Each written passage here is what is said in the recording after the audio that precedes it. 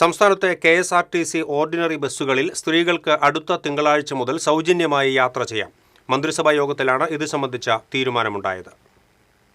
Indira guarantee പ്രകാരമുള്ള ഈ പദ്ധതി പ്രിയദർശിനി എന്ന പേരിൽ അറിയപ്പെടും. വരുമാനം, പ്രായം എന്നിവ കണക്കാക്കാതെ എല്ലാ സ്ത്രീകൾക്കും പദ്ധതിയുടെ ഗുണം ലഭിക്കും. ട്രാൻസ്ജെൻഡേഴ്സിനും പദ്ധതിയുടെ ആനുകൂല്യം ലഭ്യമാണെന്ന് മുഖ്യമന്ത്രി വിശദീകരിച്ചു. ജൂൺ 15 മുതൽ പ്രായഭേദമന്യേ എല്ലാ സ്ത്രീകൾക്കും ട്രാൻസ്ജെൻഡർ വ്യക്തികൾക്കുമായി KSRTC ബസ്സിലെ ഓർഡിനറി സർവീസുകളിലെ ബസ്സുകളിൽ സൗജന്യ യാത്രാ സ്കീം ജൂൺ 15 മുതൽ നടപ്പിലാക്കുന്നതിന് അതിനുള്ള അംഗീകാരം നൽകാൻ വേണ്ടി തീരുമാനിച്ചു.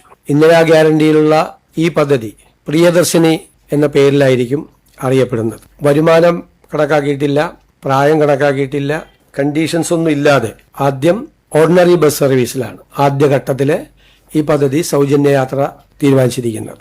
ഇത് സർക്കാരിന് ഒരു മാസം 65-70 കോടിയോളം ബാധ്യത വരും. 800 കോടി രൂപയിലധികം ഒരു വർഷത്തിൽ KSRTCക്ക് അതിന്റെ വരുമാനക്കുറവ് വരും. ആ പണം സർക്കാർ KSRTCക്ക് നൽകും.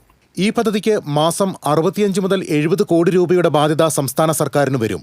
ഒരു വർഷം 800 കോടി രൂപയുടെ സാമ്പത്തിക ബാധ്യതയാണ് KSRTCക്ക് വരികയെന്ന് മുഖ്യമന്ത്രി പറഞ്ഞു. KSRTCക്കുണ്ടാകുന്ന സാമ്പത്തിക ബാധ്യത പരിഹരിക്കാനായി സർക്കാർ ഈ പണം കോർപ്പറേഷൻ അനുവദിക്കും.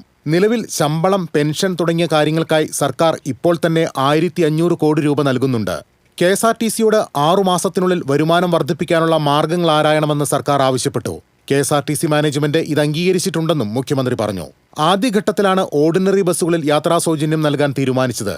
ഇത് വിലയിരുത്തിയ ശേഷം മറ്റ് ബസ്സുകളിലേക്ക് വ്യാപിപ്പിക്കുന്ന കാര്യം ആലോചിക്കുമെന്നും മുഖ്യമന്ത്രി അറിയിച്ചു. News desk TCV.